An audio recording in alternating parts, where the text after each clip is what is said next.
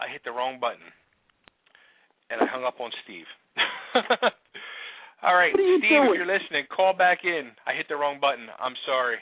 Steve from Here I Go Again. You're hanging up on our guest now? You know what? I think it's that jealousy that he's doing what you wanted to do, and the bitterness is seeping through, and that's why you hung up on him. Yeah. Here he is. All right. Let's welcome, from Here I Go Again, Steve McClure. Steve, welcome to Totally Driven Radio. Hey, thanks a lot. Appreciate it. Sorry for hanging up on you. Oh, that's okay. Steve, this whole concept, this whole idea you guys got going on, I friggin' love it. I can't tell you how much I love it. And I just got to know, how did this all come about? What idea came first? Was it to put the band back together, or was it to make a movie about putting the band back together? Yeah, it's a good question. Well, it's a little hazy because the idea came out, when we were drinking a few beers, so the details are a bit cloudy. But it was about a film about us trying to get the band back together. It's been weird because we've been trying to separate the two.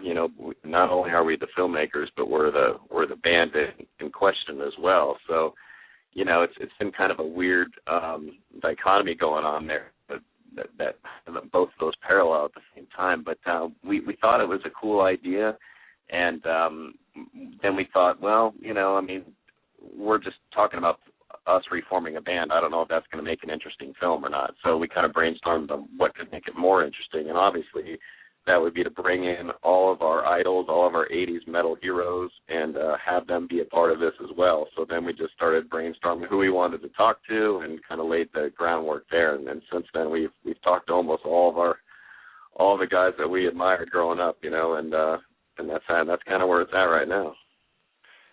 Now that must have been a blast, because we've had a lot of the 80s hairband guys on here over the last few months, and every interview is better than, each one just kept getting better and better in the stories.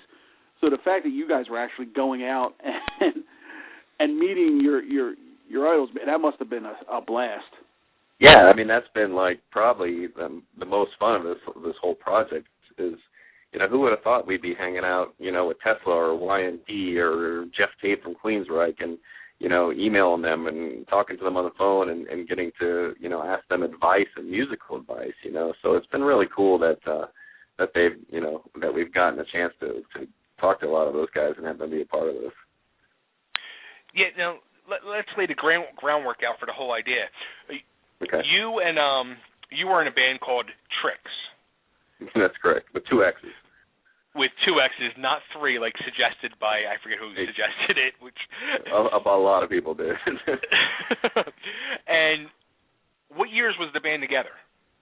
It was around 85, 86, that time frame. We went through a few variations of lineup changes, like as every, teenage metal band does. But the core Tricks lineup was around 1986.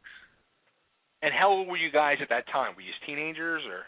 Yeah, 17, 18. Our drummer was still in high school, and so we pretty much corrupted him. And yeah, we were just kids straight out of school saying, "Hey, let's form a metal band," because we loved that music. We lived that music. Whether we're going to the record store after school to buy the new album, and it was albums back then, and or going to the shows or whatever. So, what better way to kind of keep that going is to learn an instrument and see what we can do on our own,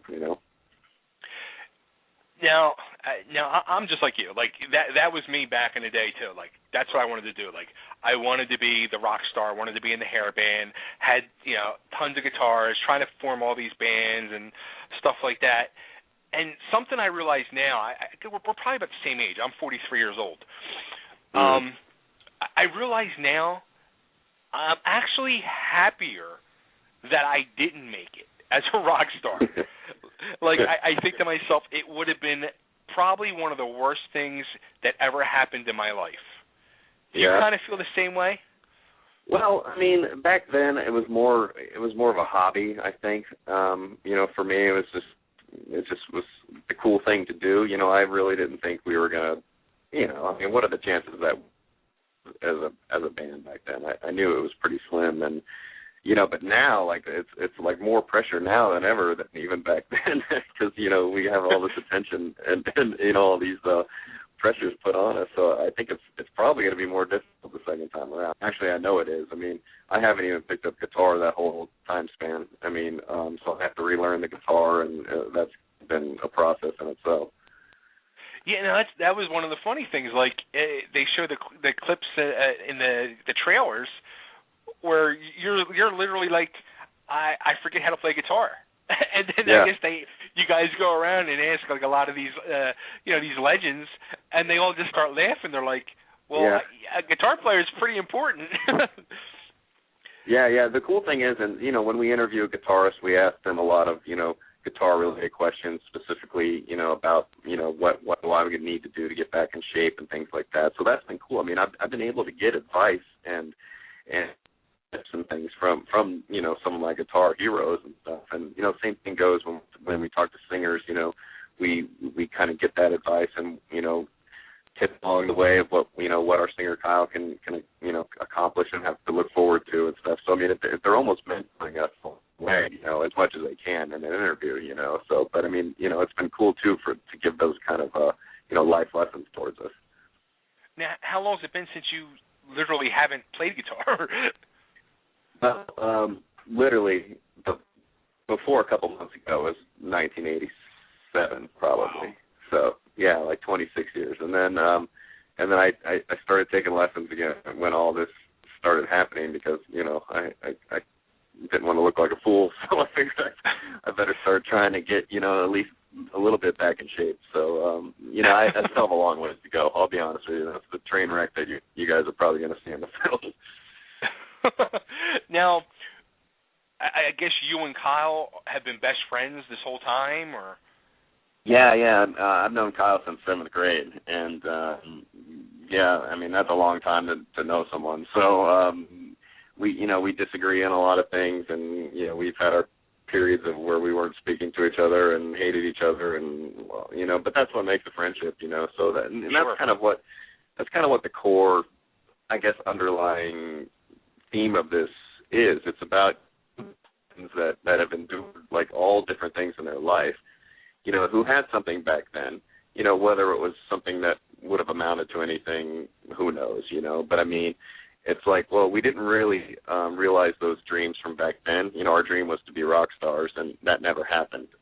So why not now, when we're at this point in our lives, why not give it a second chance, And so we have the ability to do it. We said, why not? Let's try it and see where it goes. Not that we really think being rock stars out of this. I mean, pretty much because that's what everyone's telling us. All those bands are telling us it's not going to happen. So that's that's been kind of interesting too. But I mean, we want to, we had something special, we thought, with that group of guys.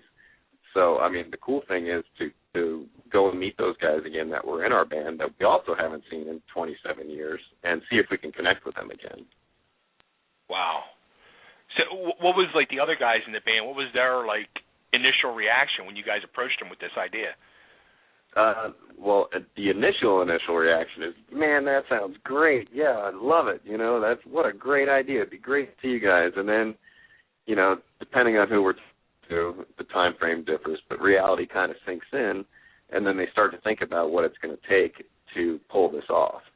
I mean, everyone has, their own lives now, which is understandable. But I mean, between kids and mortgages and jobs, and we just kind of burst into their door and said, do you want to do this? This was me and Kyle's dream. And, I don't know, the reaction, there's been different reactions, and that's we're kind of saving a little bit of that for the film itself, of how things turn out. But I mean, let's just say everyone has their own concerns, and that's pretty understandable. Now, did you guys have like a good following when you guys were a band back in the 80s? Well, I mean, so we were underage at the time. So back in Florida, where this all took place, we were kind of relegated to the skating circuit, if you can believe it. So we played, skating rinks around the Tampa Bay area, and we won a couple battle bands. We lost a couple too, but I mean, that was kind of our venues to play at, and we attracted. I mean, we had crowds there. You know, I mean, believe it or not, people came out to see that stuff, and it surprises me. But you know, it happened, and we ended up playing like one club gig, and that was that. You know, we ended up sneaking in with our fake IDs and everything, and that was kind of the first and last that ever happened. So it never, you know, it never really took that next step. You know, which is kind of what we're, you know, kind of going back and revisiting, I guess. Right. Now, have any of the other guys been still playing in bands all these years, or is anybody, they just kind of got out of the whole music business? Yeah, well, Kyle, the singer, was playing in a few bands after we broke up back in the 80s, but he also had a long span up until now where he hasn't played. The only one that's really been sticking to it the entire time is our lead guitarist. I was the rhythm guitarist, but our lead guitarist, who was phenomenal back then, and he just added 27 more years to his, you know, guitar resume, which is, you know, he's phenomenal. The bass player and the drummer haven't played. I mean, the bass player still has a bass, but the drummer just donated his drums like a few months ago to the church because they were sitting in the, you know, the attic collecting dust or whatever. So everybody's got to kind of get back on the horse again at this point, you know, except for the guitarist who's, you know, has his own issues with doing it. So he's into death metal now, and yeah, I mean, like heavy death metal. And he hasn't actually, like I said, he's been playing this whole time, but he hasn't played live on the last time we played together. So I mean, oh, wow. he just plays on his own. He's a little bit of an introvert, you know, and so again, there's another line that goes off and is going to be explored in the film quite a bit, I think. Wow. Yeah, man. I mean, so you think it would be easy, right? I mean, hey, we're regrouping a band. I mean, how hard can that be? But I mean, the drama and just the interest level and the commitment, you know, it's just like it's like pulling teeth, man. I mean, it's crazy. I didn't think it would be this difficult. It's almost like a modern day Blues Brothers. Yeah, exactly. Because they have to go find everybody, and you know, but they end up doing it. So, you know, the jury's still out if we're going to be able to pull this off or not. But that's the cool thing, because with the documentary, you know, we're shooting it. Really how it's going to end at this point. So we're kind of still. So you guys are still shooting then? Yeah. We're at the point where we're still. We've pretty much shot enough interviews, I think, with all these bands that we've shot more than enough. We have a ton of interviews with these guys, but we really need to do the reformation. We need to all be together in the same place, you know, at the same time. You know, they live all across the country, and it's like we need the money to make that happen. And, so we're kind of at this plateau right now. I mean, that's kind of why we're running that Indiegogo campaign right now, to kind of help offset some of those costs that we have, because we've been doing it on our own time up to this point. It's, you know, it's been manageable, but it's still kind of a chore, you know. Sure. Now, how did you get involved with like all the bands that you interviewed? Like, how did that all come about? Did you start reaching out to them, or? Yeah. Started a few years ago. Just you know, if their website had an email on it, you know, a contact. You know, some of them do these days. It's crazy. Like, you can just email, you know, your favorite band from back then. I didn't think we'd really get much response, but it started. You know, we'd get one, and then we'd get another one, and then it kind of, you know, snowballed from there. Once we got a couple, I mean, you know, we kind of made a name for ourselves, so, you know, they didn't feel as reluctant to, like, who are these guys? Oh, well, blah, blah, blah is on board, so, you know, it can't be all that bad. So I think we've kind of earned that reputation now. We're pretty much, I think that a lot of them are aware of us, and it's been, you know, pretty easy to kind of contact a lot of these guys now. Yeah, it seems like you guys, I mean, like a lot of people that have taken part in it are really supporting you guys with this whole thing. I mean, I've been seeing your stuff for a while, and we had Bobby Brown on the show from XY's of Rock, Janie Lane's ex-wife. We had her on a few months ago. So we had a lot of dealings with Lorraine Lewis, who's in the film, who's their manager. Yeah, definitely. And she's always plugging you guys. So, I mean... Oh, cool. Yeah, so, I mean, to see stuff like that, I mean, that's just awesome to see the support everybody's giving you guys. Yeah, I mean, it's things like that where, like, we're just getting to hang out with Lorraine Lewis, who, back in TV days, it's like, oh, my God, who is this hot, singer of this band? And I mean, because she was, like, all the rage back then, right? Oh, yeah. And now we're like, oh, yeah, she's helping us on this, crowdfunding campaign, and we're interviewing her. And I don't know, it's just cool. It's these guys are all real down to earth, man. I mean, that's been the most refreshing thing about this, because there aren't a lot of egos out there. I mean, we've been turned down as well. I mean, it's not like everybody says yes. I mean, we've definitely had rejections and things, but for the most part, I mean, everyone's been super cool, man, which has made it a lot of fun. You want to put any names out there that turned you down? No, because hopefully we can still go back and get them, man. So I don't want to burn any bridges at this point. But I mean, it's been tough to get to the really big bands. I mean, like our dream would be to interview Nikki Sixx, Motley Crue, because we idolized Motley Crue growing up. Sure. That would be like the holy grail right there. But I mean, it's just been impossible to get to them, Between Motley Crue and Iron Maiden, I think those are the two that we just would really, really like to have be a part of this. It's funny thing is, I was going to say Nikki Sixx too. I was wondering, like, who would be the ultimate one you wanted for the film? Yeah, I think him and Bruce Dickinson, man. Those two are at the top of the list. So I got to ask, what's your day job? Well, this is it right now. I mean, it's been television my whole adult career, but last year, me and Kyle both left our full-time jobs to kind of pursue this, because the job was kind of getting in the way, man, to be honest with you. We couldn't travel. I mean, we've been to M3 and the Monsters of Rock cruise, and I mean, we've been to LA. I mean, we've traveled a lot for this, and when bands come to town and in Denver where we're at, it's like it'll be a Wednesday afternoon that we got to go interview them. It's like, man, you can't have a 9 to 5 doing that. So like I said, we kind of just put everything on hold to kind of make this happen, hopefully. And that's kind of where it's tough for the other guys to expect that from the other guys in the band. I mean, we're not asking. It's like, I don't know. Are they gonna put much? Are they gonna sacrifice that much to kind of try and do this? I don't know. It's still to be determined, really.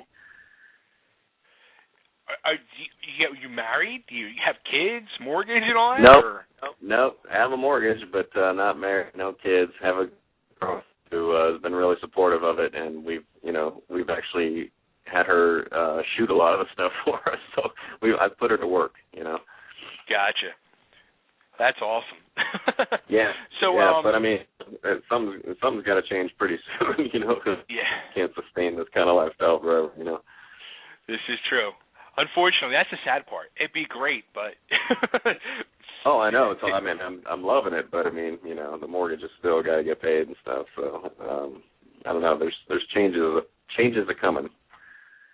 So you guys have not actually gotten all together yet, is what you're saying then? Correct. Yeah. Because what we want to do is we don't want to Skype each other. I mean, we'll do that initially to kind of get things going. But I mean, for the film and for the band, I mean, we want to be together, physically together in one room. So we talked about, can we all just get like this, big house and just stay there together and rehearse together and live together for a short amount of time, and and that would kind of be, where we take this thing. But I mean, like I said, even that's been it's been tough to get, people to commit to that. Sure. And it's a financial thing too at this point. I mean, someone's got to pay for the house, and someone's got to, pay for food, and I mean, it's travel and things like that. So that's kind of where we're at right now with it. So what's the final goal? Is it to do just one show, to do like full tour? I mean, what's the whole final outcome goal of this? Right. Well, initially when we started, and the goal was to play one big show, hopefully big, and open for for one of our idols, for one of these bands that we grew up listening to, and to share the stage with them and to be on the same bill was going to be like the ultimate, and it still is. I mean, that's still the ultimate goal. And if something happens after that and it takes off, which, I have my doubts, obviously, but because it's a tough business, and I'm not expecting really anything more than that. I think it's going to be tough enough just to get to that part, But if something were to come of it and we could take it further than that, then I think we'll cross that bridge, But for now, it's to go on stage and be a band again at a big gig. That's awesome. So the whole goal now is to raise the funds. Correct. Yeah.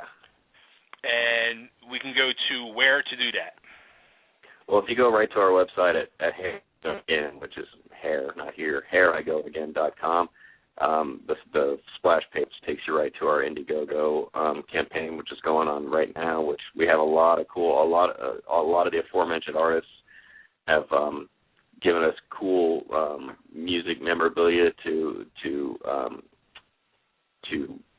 offer up when someone makes a contribution. We're also giving away a guitar, a Legator guitar, with every contribution has a chance to win that in a raffle. So there's a lot of cool stuff on there from a lot of cool bands that you can go check out and stuff. Because we're not asking them for donations, we're not a charity, but we want to be able to give something back, to the fans. If you're a fan of this music, there's hopefully going to be something there for you to check out, and so everybody wins. Really was kind of our goal for that. Yeah, there's a lot of great packages on there. I was checking them out. I'm going to contribute because I want to see this done, and cool. I want you guys to reach the goal. And you guys, I want these playing around the country, and I want you to come to Philly and play so we can have fun. All right, man. We'll see if we can open for like Cinderella or Brittany Fox or something when they're both from Philly, right? Yeah, there you go. See that? Yeah. Actually, I'll throw a name out for you that's getting back together for one night. Let's see if you remember these guys. In November from Philly, Heaven's Edge. Heaven's Edge. Man, that doesn't ring a bell. And I'm see embarrassed that? to say drawing that. a But I'm not gonna lie. I bet you Kyle would know that. But it doesn't ring a bell for me. Well, yeah, Cinderella will do though. Brittany Fox, I don't think they're getting together anytime soon. They kind of hate each other. Yeah. All right, everybody, so go to Here I Go Again. I love the name, too. That's friggin' awesome. Oh, thanks. Cool. Who came up with that? Just a collaboration, between me and Kyle. Probably over some beers again, A lot of good stuff happens that way, at least on our end, I guess. Beers are always good. Especially for the creative process at times. Absolutely. All right, everybody, go to Here I Go Again. Check them out. Help Trix get back together. Get this project finished, filmed, and out to the public because we all want to see it. Steve, cool. Thanks so much. Hey, thanks Anything for having else me. you Really want to throw out there to make sure we get everything covered? No, I think we covered it all, man. Sweet. All right. Steve, thanks again so much. Frank, before I stampede over, Frank, is there anything you wanted to add? No, I'm good. I was just listening in and just enjoying the stories. I'm good, man. Well, there you go. See, I thought of you, Frank. All right, Steve, thanks again, and we'll be cheering you on. And when this all happens, call us back, and we'll keep plugging away at you. All right, we sure will, man. Thanks for having me. Thanks, man. All right. See you. All right, everybody, remember, check it out, hairigoagain.com. They have their Indiegogo up there. Check it out. The trailers are phenomenal. So watch it, donate, and cheer them on. Support them. They're well worth it.